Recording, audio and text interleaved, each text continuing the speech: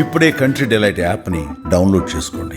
Download the country delight app now. పట్టుదల, సంకల్పం ఉంటే జీవితంలో లక్ష్యాన్ని సాధించటం చాలా ఈజీ అని నిరూపించారు మౌనిక. ములుగు జిల్లాలో టైర్ పంక్చర్ షాపు యజమాని కూతురైన మౌనిక డిఎస్పీగా సెలెక్ట్ అయ్యారు. పేదరికం ఆమెకు ఏమాత్రం అడ్డంకి కాలేదు. ఒక్కసారి లైవ్ కాల్ అందుబాటులో ఉన్నారు, ఆమెతో మాట్లాడదాం. నమస్తే అండి మౌనిక గారు. ఫస్ట్ ఆఫ్ ఆల్ కంగ్రాచులేషన్స్ అండి కాబోయే డిఎస్పీ గారు. మీ విషయంలో అభినందించాల్సి 2-3 అంశాలు ఉన్నాయండి. ఒకటి, పేదరికం అడ్డు కాలేదు మీ విజయానికి. ఇంకొకటి, తెలుగులో ఎగ్జామ్ రాశారంట మీరు. నాకు అది విన్న తర్వాత చాలా బాగా అనిపించింది. తెలుగు అంటే వీళ్ళు అసలు ఎందులోనూ పనికిరారు, తెలుగులో వెళ్తే ముందుకు సక్సెస్ కాలేరు, ఇలా రకరకాలుగా మాట్లాడుతూ ఉంటారు. అలాంటి వాటన్నిటికీ చెక్ పెట్టేలాగా, వాళ్ళకి సమాధానం చెప్పేలాగా మీరు తెలుగులో రాసి ఎగ్జామ్ని డిఎస్పీగా సెలెక్ట్ అయ్యారంటే హ్యాట్స్ ఆఫ్ అండి. అసలు ఎలా అనిపిస్తోంది మీకు ఇప్పుడు? ఈ ఫీలింగ్ ఎలా ఉంది? మంచి ర్యాంక్ కొట్టారు మీరు, అసలు అది కూడా ఫస్ట్ అటెంప్ట్లో. ఎలా అనిపిస్తోంది? మొత్తం మాతో షేర్ చేసుకోండి మీ హ్యాపీనెస్ అంతా. ఫస్ట్ ఆఫ్ ఆల్ చాలా హ్యాపీగా ఉందండి, ఎందుకంటే ప్రతిష్టాత్మక పోస్ట్ కదా.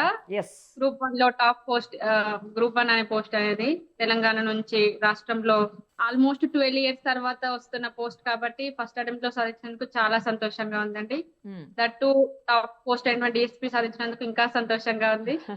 మా పేరెంట్స్ యొక్క గౌరవాన్ని పెంచినందుకు ఇంకా చాలా సంతోషంగా ఉంది. ఏమంటున్నారండి అమ్మా, నాన్నగారు, ఊర్లో వాళ్ళు, బంధువులు అందరూ ఏమంటున్నారు? చాలా హ్యాపీ అండి అందరూ, ఎందుకంటే వాళ్ళు నన్ను చిన్నప్పటి నుంచి వెళ్ళి కలెక్టర్ సాబ్ మీరు అని నన్ను నా మీద నమ్మకం పెట్టుకొని ఎప్పటికీ నన్ను చూస్తా ఉండేవాళ్ళు. ఇప్పుడు నాకు డిఎస్పీ వచ్చినందుకు ఇంకా హ్యాపీగా ఉన్నారండి వాళ్ళందరూ. అసలైతే మీ లక్ష్యం కలెక్టరా? అవునండి, కలెక్టర్. ఇప్పుడు మళ్ళీ రాస్తారా లేకపోతే డిఎస్పీగా వెళ్తారా? డిఎస్పీగా వెళ్తానండి, కానీ దీంతో ప్రాక్టీస్ చేసుకుంటూ ఇంకా రాస్తా ఉంటానండి. నేను మళ్ళీ ఒకసారి ట్రై చేస్తారు? ట్రై చేస్తాను. కానీ యూనిఫామ్ వేస్తే అది వేరే ఉంటదేమో కదా, ఎందుకంటే కలెక్టర్ అయితే ఆఫీస్లో కూర్చోవాలి, నార్మల్గానే ఉంటుంది. బట్ యూనిఫామ్ అనేది వేరే లుక్ ఇస్తుంది, వేరే ఒక రకమైనటువంటి పవర్, అది డిఫరెంట్ ఫీలింగ్ కదా యూనిఫామ్. ఈ పవర్ కోసం ఫుల్ సార్లు నేను కూడా అనుకున్నానండి, నాకు కూడా ఇష్టం డిఎస్పీ అంటే. నాకు కూడా ఇష్టం. ఓకే, ఎన్ని గంటలు చదివేవాళ్ళు అండి రోజుకి? మీకు ఎలాగా పేరెంట్స్ ఎలా మీతోటి కోఆపరేట్ చేసేవాళ్ళు? నేనేంటంటే చిన్నప్పటి నుంచి మంచిగా చదివేదాన్ని కాబట్టి మా పేరెంట్స్ ఫుల్ సపోర్ట్ ఇస్తా ఉండేవాళ్ళండి నాకు. ఇంట్లోనే 10 hours, ఆల్మోస్ట్ 10 hours చదువుకుంటూ కూర్చునేదాన్ని. సెల్ఫ్ గా ప్రిపేర్ అయ్యాను. కోచింగ్ సెంటర్ కి ఏం వెళ్ళలేదు. ఎక్కడ కోచింగ్ తీసుకోలేదా? కోచింగ్ ఎక్కడ తీసుకోలేదు, ఎందుకంటే కోచింగ్ లక్షల్లో అంటున్నారు కదా సూపర్ అనేసి. ఒక స్టడీ సర్కిల్ కి అయితే వెళ్ళానండి, బీసీ స్టడీ సర్కిల్ కి ఒక 2 months వెళ్ళాను. వాళ్ళు 2 months వెళ్తే బుక్స్ ఇస్తా అన్నారు ఫ్రీగా, సో వెళ్ళాను. వాళ్ళు స్టాండర్డ్ బుక్స్ ఇచ్చారు, చాలా హ్యాపీ ఇంకా దాంతో. సూపర్. సో ఆ స్టాండర్డ్ బుక్స్ తో ఇంట్లో కూర్చొని చదువుకునేదాన్ని. సెల్ఫ్ గా ప్రిపేర్ అయ్యాను ఒక 2-3 years నుంచి. ఎన్ని గంటలు? Almost 10 hours చదివేదానండి. ఏ స్కూల్లో చదువుకున్నారు? ఇంటర్మీడియట్, కాలేజ్ ఎక్కడ? 10th వరకు స్కూల్ ఎక్కడ? డిగ్రీ చదివారా? ఏం చదివారు? జిల్లాలోని మల్లంపల్లి కదండి, సో మల్లంపల్లిలోనే 10th వరకు తెలుగు మీడియం లో చదువుకున్నాను. గవర్నమెంట్ స్కూలా? కాదు, ప్రైవేట్ స్కూలే. ప్రైవేట్ స్కూల్లో. ఓకే, తర్వాత ఇంటర్మీడియట్ నేను హనంకొండలో చదువుకున్నాను అండి. ఎంపీసీలో జాయిన్ అయ్యాను.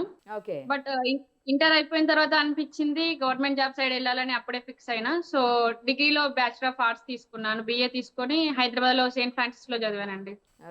బేగంపేటలో. Begumpet saint Francis. English medium లోనే చదివాను దాన్ని. ఓకే, కానీ ఎంత ఇంగ్లీష్ మీడియం లో చదివినా కూడా మన ఫీలింగ్స్ మనం ఎక్స్ప్రెస్ చేయాలంటే మన తెలుగు, నా ఫౌండేషన్ మొత్తం తెలుగులో ఉంది కాబట్టి ఇంకా నేను తెలుగులోనే రాయాలని ఫిక్స్ అయ్యాను. సో తెలుగులోనే ప్రిపేర్ అయ్యాను. జనరల్ గా తెలుగులో ప్రిపేర్ అయ్యి తెలుగులో రాస్తే తొందరగా ర్యాంక్స్ కొట్టలేరు, త్వరగా సక్సెస్ రాదు అని చెప్తారు. బట్ మీరు దానికి భిన్నంగా కాదు, ఇందులో సక్సెస్ వస్తుంది అని నిరూపించారుగా. అవునవును, అంటే తెలుగులో రాయడానికి కూడా టైం సరిపోదు అది ఇది అని అంటారు. కొంచెం రైటింగ్ ఫాస్ట్ గానే రాస్తాను నేను. ఈ ఫస్ట్ మీకు ఇలా ర్యాంక్ వచ్చింది 315 కదా ర్యాంక్?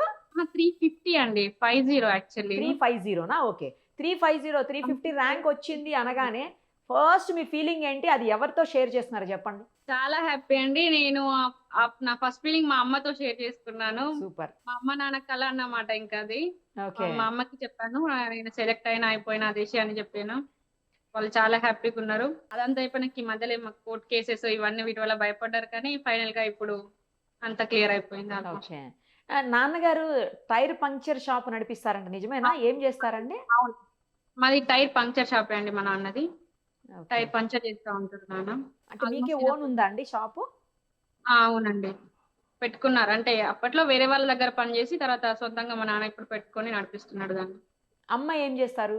అమ్మ హౌస్ వైఫ్ అండి. ఇంకా మేము పొలం పనులు చూసుకుంటా ఉంటారు అమ్మ వాళ్ళు. మీరు ఒక్కళ్ళేనా? నేను మా చెల్లి అండి, ఇద్దరం అమ్మాయిలు. తనేం చదువుతున్నారు? తను ఇప్పుడు ఎంబీఏ చేసింది అయిపోయింది. ఐటీలో జాబ్ చేస్తుంది మా చెల్లి. ఓహ్! సో మీరు గవర్నమెంట్ జాబ్ కొట్టేసి ఇక్కడ డిఫరెంట్ ఫీలింగ్ ఫ్యామిలీ మొత్తం కదా? మా ఫ్యామిలీలో మా మామ వాళ్ళు ఏంటంటే ఐటీ సైడ్ అన్నమాట. వాళ్ళందరూ సాఫ్ట్‌వేర్ లో. ఓహ్! సో నాకు ఎలాంటి ఏమంటారు గవర్నమెంట్ సైడ్ రిలేటెడ్ ఏమీ అనుభవం ఎవరి దగ్గర లేదు. ఎట్లాగైనా గట్టిగా కొట్టాలనేసి నేను ఇంకా అన్ని తెలుసుకొని ప్రిపేర్ అయ్యి ఇప్పుడు చదివించాను. సూపర్. నిన్న సీఎం గారిని కలిసారని విన్నాం, నిజమా? అవునండి. అవును. ఏమన్నారు సీఎం గారు? అంటే సీఎంని కలవలేదండి. ఎందుకంటే టైం అయిపోయిందని వాళ్ళు ఒక 30 మెంబర్స్‌కే ఇచ్చారు అపాయింట్మెంట్స్. హ్మ్. అందరికి ఇవ్వలేదు. నేను సీఎం నుంచి ఏం తీసుకోలేదు. కలవలేదా అసలు? ఆహా! అయ్యో! ఓకే. అంటే మీకు అంటే కాల్ చేస్తే నిన్న సీఎం గారిని కలవడానికి వెళ్లారు అని అన్నారు. సీఎం దగ్గరికెళ్ళామండి. కానీ పర్సనల్‌గా ఆయన దగ్గరికి వెళ్ళలేదు. ఆయన స్టేజ్ పైన ఉన్నారు. మేము బయట అంటే కింద స్టేజ్ ఓహ్! పైన ఉన్నామా. ఓకే. ఓకే. మీ రిలేటివ్స్, ఫ్రెండ్స్ అంతా ఏమంటున్నారు? అందరూ హ్యాపీ అండి. అందరొచ్చి కంగ్రాచ్యులేషన్ అన్నారు. హ్మ్. ఫోటో తీసుకుంటున్నారు. చాలా హ్యాపీగా ఉంది. ఎవరికన్నా ఫ్యామిలీస్‌లో ఇంతకుముందు గవర్నమెంట్ జాబ్స్ కానీ, పోలీస్ జాబ్స్ కానీ ఇలా ఏమన్నా ఉన్నాయా? ఎవ్వరికీ లేవండి. నేనే ఎవరికీ ఫస్ట్ టైం. మీరే ఫస్ట్ ఫస్ట్ టైమ్. చాలా హ్యాపీనెస్ అనేది మీ ఫేస్‌లో కనిపించేస్తోంది. చాలా ప్రౌడ్ మూమెంట్ అండి. ఇంకా ఫస్ట్ టైం గదా! ఇంకా హ్యాపీగా ఉంది. రైట్. లక్ష్యం ఏంటి చెప్పండి? డీఎస్‌పీ అయ్యి ఏం చేయాలనుకుంటున్నారు?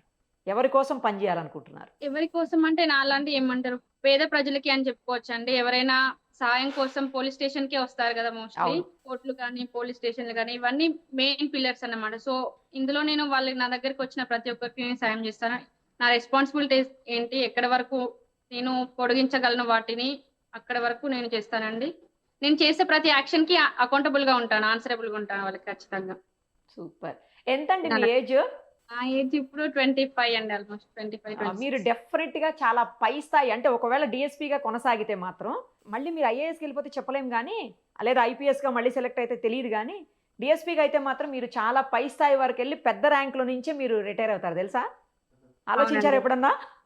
చాలా సార్లు. కలెక్టర్ అంటే అది నార్మల్‌గా వేరే స్టేట్స్‌కెళ్తాం గానీ, సొంత స్టేట్‌లో కొట్టాలని నాకు చాలా ఉంది. ఇప్పుడు హ్మ్. కొట్టడానికి బాగా మరి ఇదే బెటరేమో ఇంకా యూనిఫార్మ్ ఎయండి. చేస్తారు ఖచ్చితంగా ఎప్పుడు చేస్తారు. ట్రైనింగ్ అది ఎప్పుడు ఏమన్నా ఇన్ఫర్మేషన్ ఉందా? ఇంకా ఏం లేదా? నాకింకేం ఇన్ఫర్మేషన్ ఇవ్వలేదండి. ఇంకా అదేం లేదు. ఓకే అండి. సరే అయితే ఆల్ ది వెరీ బెస్ట్ అండి. Thank you. Thank you so DSP much. Mounika గారు. థాంక్ యూ సో మచ్ అండి. Thank you. థాంక్ యూ అండి. థాంక్ యూ సో మచ్ అండి. Thank you. సుమన్ టీవీలో మీ పర్సనల్ అండ్ బిజినెస్ ప్రమోషన్స్ కోసం కింది నెంబర్కి కాంటాక్ట్ చేయండి.